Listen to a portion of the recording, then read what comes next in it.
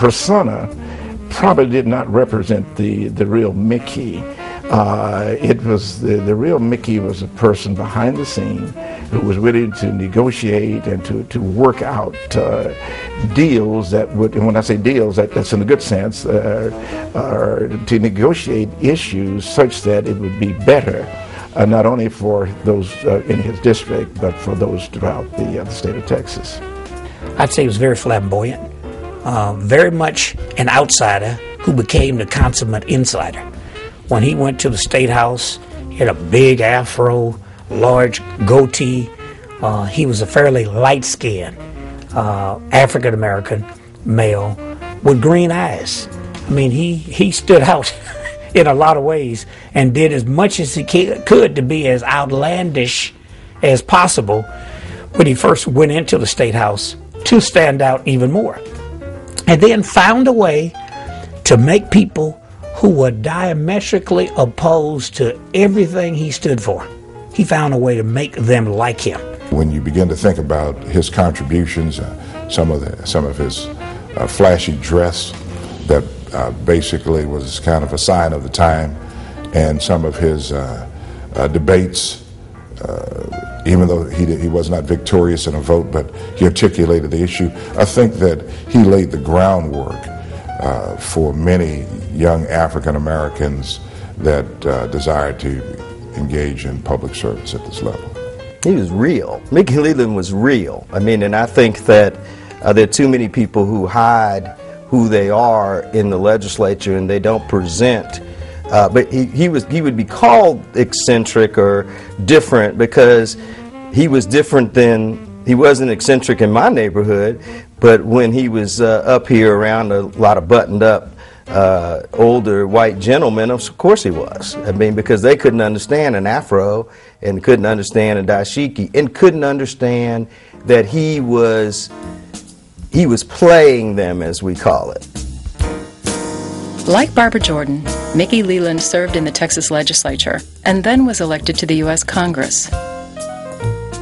Leland worked hard as a state representative to help the people in his district, fought for better health care for all Texans, and brought national attention to the problems of world hunger.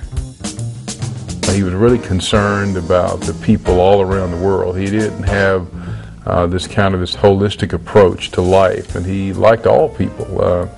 The race thing to him was important because other people made it important, but he really did care about all people.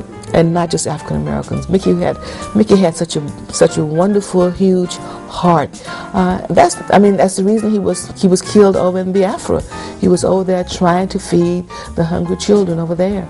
And we were so afraid when he went because we just had a feeling that something was going to happen. You know, when you were at the legislature, and I don't think people meant this in a disrespectful way, but Mickey was called Mickey. You know how it is when a page goes to someone in office, it's Representative Jones, Representative whatever your last name is. But to everybody, Mickey was always Mickey. He was the kind of guy that he could always find a positive note in whatever we were doing.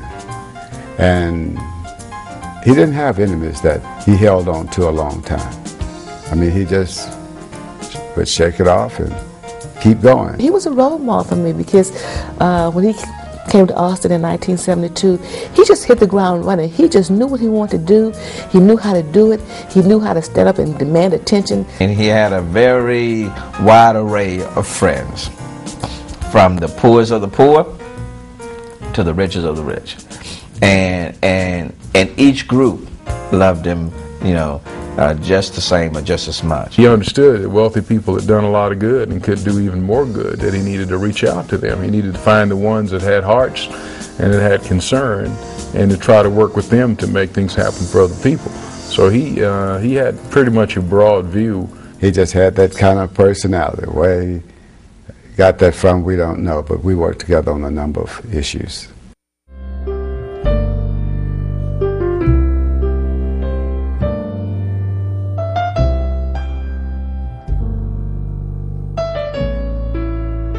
Tragically, Mickey Leland died in an airplane crash in August of 1989 while visiting Africa.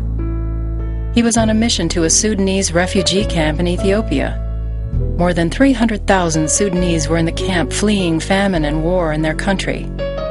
Mickey Leland was 45 years old when he died. Mickey Leland's funeral was very much a national event. There were a number of foreign dignitaries there. The who's who of the political establishment in the United States was there. It had live coverage on the national news and on CNN, locally, national coverage. I think he would have been very pleased with the way people showed an appreciation for his life and the contributions he made to the body politics during his time. He was just had such a big heart and just such a wonderful person. I don't know where I would see anybody like Mickey again. Other prominent African Americans in the Texas legislature have included Wilhelmina Delco, Craig Washington, Eddie Bernice Johnson, Paul Ragsdale, Anthony Hall, Dr. Zan Holmes, Curtis Graves, and J.G. Sutton.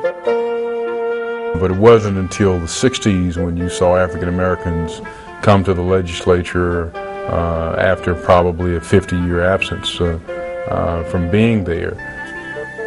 Wilhelmina Delco began her public service career in the late 1960s, volunteering in the PTA at her children's school.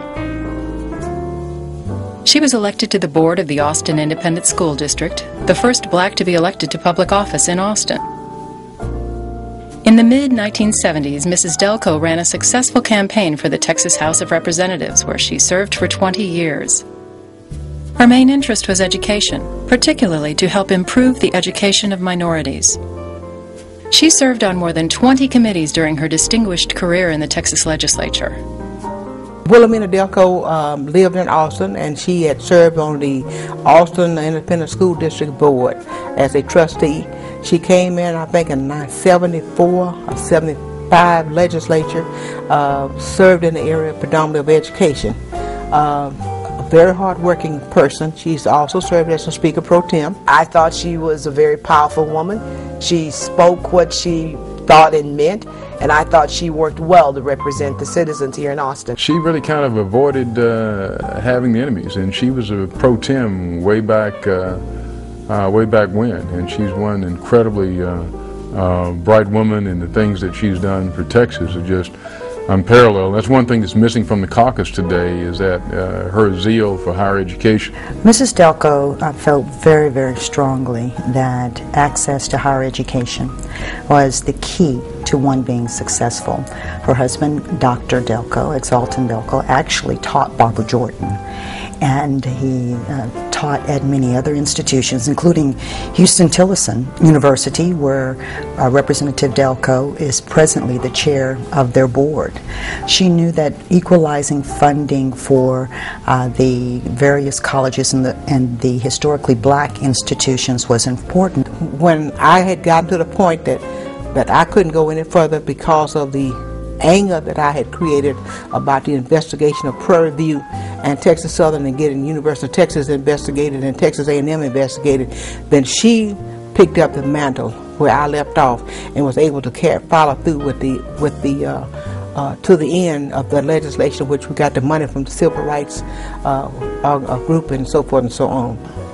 I was a little saddened when Wilhelmina actually decided that she was not going to run anymore, because to me that was seniority for women, African American women most especially, and she knew this job, she knew it well, and she accomplished a lot.